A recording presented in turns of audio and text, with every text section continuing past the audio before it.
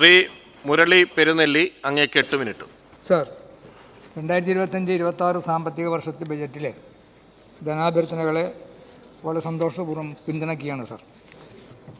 ഇന്നത്തെ കേരളത്തിൻ്റെ കരുത്തുറ്റ അടിത്തറ പാകിയ 1957 ആദ്യ കമ്മ്യൂണിസ്റ്റ് സർക്കാരിന് നേതൃത്വം നൽകിയ സഖാവ് EMSൻ്റെ ചരമദിനമായിരുന്നു ഇന്നലെ. തൊട്ടുകൂടാത്തവർ, തീണ്ടിക്കൂടാത്തവർ, ദൃഷ്ടിയിൽപ്പെട്ടാലും ദോഷമുള്ളവർ എന്ന നിലയിൽ കിടന്നിരുന്ന കേരളത്തെ ലോകത്തോട് കണ്ണുചേർത്ത ആ സർക്കാർ കേരളത്തിൻ്റെ അസൂയാവഹമായ മാറ്റത്തിൻ്റെ അടിത്തറ പാകിയ നിരവധി നിയമനിർമ്മാണങ്ങൾക്കാണ് തുടക്കം കുറിച്ചത്. ഉന്നത കുലജാതരായ സവർണാധികാരത്തിൻ്റെ അടിത്തറയായ ഭൂബന്ധങ്ങളെ പിഴുതെറിഞ്ഞ ഒരു സർക്കാരാണ് സഖാവ് EMSൻ്റെ സർക്കാർ സർ. ഇന്ത്യയിൽ ഇന്നും ഒരിടത്തും നടപ്പായിട്ടില്ലാത്ത സമഗ്രമായ കാർഷിക പരിഷ്കരണം, അതുവഴി കേരളത്തിൽ പട്ടികജാതി, പട്ടികവർഗ, പിന്നാക്ക ജനവിഭാഗങ്ങളെ സമൂഹത്തിൻ്റെ പൊതുധാരയിലേക്ക് കൊണ്ടെത്തിച്ചത് ഈ ഭൂബന്ധങ്ങളിൽ വന്ന ആ മാറ്റമാണ്, ആ സർക്കാർ ഉണ്ടാക്കിയ മാറ്റമാണ് എന്ന് നമുക്ക് കാണാൻ കഴിയും. സ്വന്തമായൊരു തുണ്ട് ഭൂമിയും അതിലൊരു വീടും എന്ന ആ മലയപ്പൊലിയുടെ സ്വപ്നം അത് യാഥാർത്ഥ്യമാക്കിയ സംസ്ഥാനം ഇന്ത്യയിൽ ഒരേ ഒരു സംസ്ഥാനമാണ്. അത് പ്രിയപ്പെട്ട ഈ കേരളമാണ്. ഇന്ത്യയിൽ നിലനിൽക്കുന്ന ഈ കൊച്ചു കേരളത്തെ നമുക്കത് കാണാൻ കഴിയും സാർ.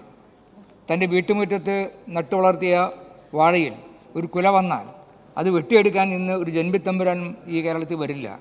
വന്നാൽ അവൻ്റെ കൈവെട്ടാനുള്ള കരുത്ത് നേടിയ ഒരു സമൂഹമായി കേരളീയ സമൂഹം മാറിയത് ആ സർക്കാരിൻ്റെ നിയമ നടപടികളുടെ ഭാഗമായാണ്. നവോത്ഥാന നായകർ, സാമൂഹിക പരിഷ്കർത്താക്കൾ, അതുപോലെ സാമ്രാജ്യത്വ വിരുദ്ധ ദേശീയ പ്രസ്ഥാനത്തിൻ്റെ നേതാക്കന്മാർ, നിരവധി കാർഷിക പ്രക്ഷോഭങ്ങൾ, പുന്നപ്ര, വയലാർ, കൈവെള്ളൂർ, കയ്യൂർ തുടങ്ങിയ നിരവധി കാർഷിക പ്രക്ഷോഭങ്ങൾ, അങ്ങനെ അതുപോലെ സമൂഹത്തെ ഇളക്കി മറിച്ച സാംസ്കാരിക ഇടപെടലുകൾ, ഇതെല്ലാം സമ്മേളിച്ച സമരഭൂമിയിൽ നിന്നാണ് 1957 സഖാവ് EMSൻ്റെ നേതൃത്വത്തിലുള്ള കമ്മ്യൂണിസ്റ്റ് ഗവൺമെൻറ് ഒരു സൂര്യ തേജസ് പോലെ ഈ കേരളത്തിൽ അധികാരത്തിൽ വന്നത്. ആ സർക്കാരിനെ അട്ടിമറിക്കാൻ CIAയുടെ പണം പറ്റി കുപ്രസിദ്ധ വിമോചന സമരത്തിന് നേതൃത്വം നൽകിയവരാണ് ഇന്ന് വീണ്ടും പിണറായി സർക്കാരിനെതിരെ കേരള വിരുദ്ധ ശക്തികളുമായി കൂട്ടുചേർന്നുകൊണ്ട് ഒരുപാട് സമരാഭാസങ്ങൾ ഇപ്പോൾ കേരളത്തിൽ നടത്തിക്കൊണ്ടിരിക്കുന്നത്. സർ, ഈ സർക്കാർ സമസ്ത മേഖലകളിലും ജനോപകാര നടപടികൾ ആവിഷ്കരിച്ച് ഇന്ത്യയുടെ നെറുകയിൽ ഒരു തൊപ്പിയായി നിലനിൽക്കുകയാണ്. സ്വന്തമായി ഒരു വീടെന്ന സ്വപ്നം ഇന്നിവിടെ പൂവണിയുകയാണ്. പട്ടിക വിഭാഗക്കാരുടെ ഭവന നിർമ്മാണത്തിനായി ഈ 3 വർഷത്തിനിടെ 30,117 പട്ടികജാതി കുടുംബങ്ങൾക്കും അതുപോലെ 4,811 പട്ടികവർഗക്കാർക്കും ലൈഫ് വീടുകൾ പൂർത്തീകരിച്ച ഒരു സംസ്ഥാനമാണ് ഈ കേരളം എന്ന് നമുക്ക് കാണാൻ കഴിയും. സർ, SC വകുപ്പിൻ്റെ ITIകളിൽ നിന്ന് വിവിധ കോഴ്സുകൾ പൂർത്തീകരിച്ച് 54 വിദ്യാർത്ഥികൾ SC ST കോർപ്പറേഷൻ യാത്രാ ചെലവുകൾക്ക് സാമ്പത്തിക സഹായം നൽകി ഇപ്പോൾ വിദേശത്തേക്ക് പറന്നുയരാൻ പോവാണ് സാർ. അത് കേരളത്തിൽ നമുക്ക് കാണാൻ കഴിയുന്നത്. സർ, സാർവത്രികവും സൗജന്യവുമായ വിദ്യാഭ്യാസം നടപ്പിലാക്കിയ EMS സർക്കാരിൻ്റെ തുടർച്ച എന്ന നിലയിൽ പിണറായി സർക്കാർ പൊതുവിദ്യാഭ്യാസ സംരക്ഷണ യത്നം ഈ കേരളത്തിൽ നടപ്പാക്കി. അതിൻ്റെ ഭാഗമായി വിദ്യാഭ്യാസ രംഗത്ത് നിന്ന് കേരളത്തിൽ വമ്പൻ പുരോഗതിയാണ് സംഭവിച്ചിരിക്കുന്നത് എന്ന് നമുക്ക് കാണാൻ കഴിയും. ഇക്കൂട്ടത്തിൽ പട്ടിക വിഭാഗത്തിലെ വിദ്യാർത്ഥികളുടെ പഠനം സുരക്ഷിതമാക്കാൻ പഠനമുറികൾ ആരംഭിച്ച സംസ്ഥാനമാണ് നമ്മുടെ ഈ പ്രിയപ്പെട്ട കേരളം എന്ന് കാണാൻ കഴിയും. ആയിരക്കണക്കിന് വരുന്ന പഠനമുറികളാണ് സർക്കാർ ഇവിടെ നിർമ്മിച്ചു നൽകിയത്. മണലൂർ മണ്ഡലത്തിൽ മാത്രം 444 പഠനമുറികൾക്കായി ഏകദേശം 9 കോടി രൂപയോളമാണ് അവിടെ ചെലവഴിച്ച് ഇത് അനുവദിച്ചു കൊടുത്തിരിക്കുന്നത് എന്ന് കാണാൻ കഴിയും. ഇതുപോലെ മറ്റു മണ്ഡലങ്ങളിലും ഇത് നമുക്ക് കാണാൻ കഴിയുന്നതാണ്. ഭക്ഷ്യവകുപ്പ് 1,00,000-ഓളം കുടുംബങ്ങൾക്ക് കൂടി സൗജന്യ റേഷനുള്ള മുൻഗണനാ കാർഡുകൾ നൽകുന്നു. അത് വളരെ മാതൃകാപരമായ കാര്യമാണ്. അർഹതയില്ലാതെ കൈവശം വെച്ചിരുന്ന ഏകദേശം 70,000-ഓളം വരുന്ന മുൻഗണനാ കാർഡുകൾ സർക്കാർ തിരിച്ചു പിടിച്ചു സാർ. അത് അർഹതപ്പെട്ടവർക്ക് കൊടുക്കാനാവശ്യമായ രൂപത്തെ നടപടിയാണ്. റേഷൻ മസ്റ്ററിങ്ങിന് ഫേസ് ആപ്പ് ഉപയോഗിക്കുന്ന ഇന്ത്യയിലെ ആദ്യ സംസ്ഥാനമായി നമ്മുടെ പ്രിയപ്പെട്ട കേരളം മാറിയിരിക്കുകയാണ്. അതുപോലെ റേഷൻ കടകളിലോ മറ്റ് സ്ഥാപനങ്ങളിലോ പോകാതെ മുഖം സ്വയം സ്കാൻ ചെയ്ത് മൊബൈൽ ആപ്പിൽ വഴി നമുക്ക് മസ്റ്ററിങ് നടത്താനുള്ള ഒരു സംവിധാനം വന്നിരിക്കുകയാണ്. സർ, നെല്ല് സംഭരണം വളരെ മാതൃകാപരമായി കേരളത്തിൽ നടപ്പാക്കുകയാണ്. കേന്ദ്ര സർക്കാരിൽ നിന്ന് 1000 കോടി രൂപയോളം ഇപ്പോഴും കിട്ടാനുണ്ട് എന്നുള്ളത് ഇവിടെ ഭക്ഷ്യവകുപ്പ് മന്ത്രി പറഞ്ഞു കഴിഞ്ഞു. ഇതിനെപ്പറ്റി പ്രതിപക്ഷത്തിൻ്റെ ഒരു അക്ഷരം ഉണ്ടായില്ല. കേന്ദ്രത്തിനെതിരെ ഒരു അക്ഷരം പറയാൻ ഏത് കാര്യത്തിലായാലും പ്രതിപക്ഷത്തിന് നാവ് പൊന്തുന്നില്ല എന്നാണ് നമുക്ക് കാണാൻ കഴിയുന്നത്. ഇന്ത്യയിൽ ഏറ്റവും ഉയർന്ന വില നൽകുന്ന സംസ്ഥാനം ഈ പ്രിയപ്പെട്ട കേരളമാണ്. സംസ്ഥാന സർക്കാരിന് ഇൻസെൻറ്റീവ് വഴിയാണ് ഈ ഉയർന്ന വില കൊടുക്കുന്നത് നമുക്ക് കാണാൻ കഴിയും. മൃഗസംരക്ഷണ വകുപ്പിൻ്റെ ദുരന്ത നിവാരണ ഫണ്ടിൽ നിന്നും ധനസഹായത്തിനുള്ള മാനദണ്ഡങ്ങൾ പുതുക്കി നിശ്ചയിച്ചത് വളരെ സന്തോഷകരമായിട്ടൊരു കാര്യമാണ്. നഷ്ടപരിഹാര തുക വർദ്ധിപ്പിച്ചതും കർഷകരോടുള്ള സർക്കാരിൻ്റെ സമീപനം കൃത്യമായിട്ട് വ്യക്തമാക്കുന്നുണ്ട്. സർ, പാലുൽപാദനത്തിൽ കേരളം സ്വയം പര്യാപ്തതയിലേക്ക് സർക്കാരിൻ്റെയും ക്ഷീര വികസന വകുപ്പിൻ്റെയും ശ്രദ്ധയോടുകൂടിയുള്ള നീക്കത്തിൻ്റെ ഭാഗമായി മുന്നോട്ട് പോകുന്നു എന്നുള്ളത് വളരെ സന്തോഷകരമായിട്ടുള്ള ഒരു കാര്യമാണ്.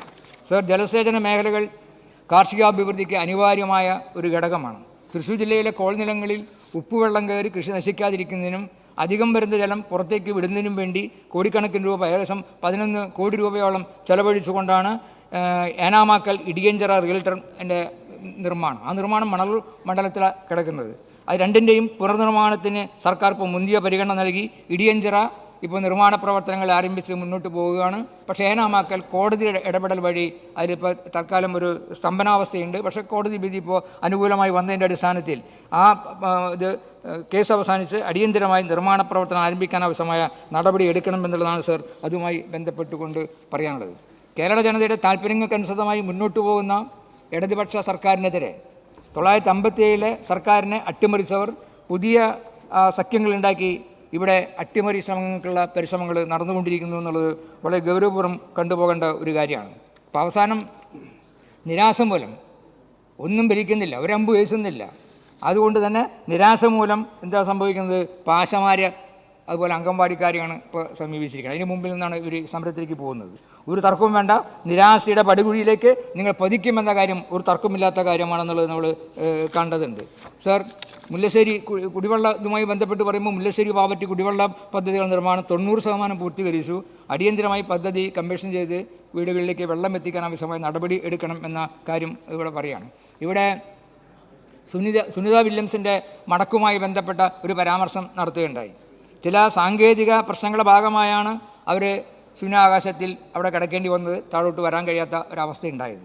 എന്നാൽ ശാസ്ത്രം അത് കൃത്യമായിട്ട് ഇടപെട്ടുകൊണ്ട് അതിന് പരിഹാരം കണ്ടെത്തി സുനിത വില്യംസിനെ മടക്കിക്കൊണ്ടുവരുന്ന ഇവിടെ ഭൂമിയിലേക്ക് ഇറക്കി എന്നുള്ളത് വളരെ സന്തോഷകരമായിട്ടുള്ള ഒരു കാര്യമാണ്. ഇവിടെ പ്രതിപക്ഷം നടത്തുന്ന ഒരുപാട് കുതന്ത്രങ്ങളുണ്ട്. ആ കുതന്ത്രങ്ങളുടെ ഭാഗമായി ജനമനസ്സുകളിൽ വിഷം കുത്തിവെച്ചുകൊണ്ട് ഇടതുപക്ഷ ജനാധിപത്യം സർക്കാരിനെതിരെ കള്ള പ്രചാരപരകൾ സംഘടിപ്പിച്ചുകൊണ്ട് സർക്കാരിന് തിരിച്ചുവിടാൻ ആവശ്യമായ ആ പരിശ്രമമാണ് ഇവിടെ പ്രതിപക്ഷം നടത്തിക്കൊണ്ടിരിക്കുന്നത്.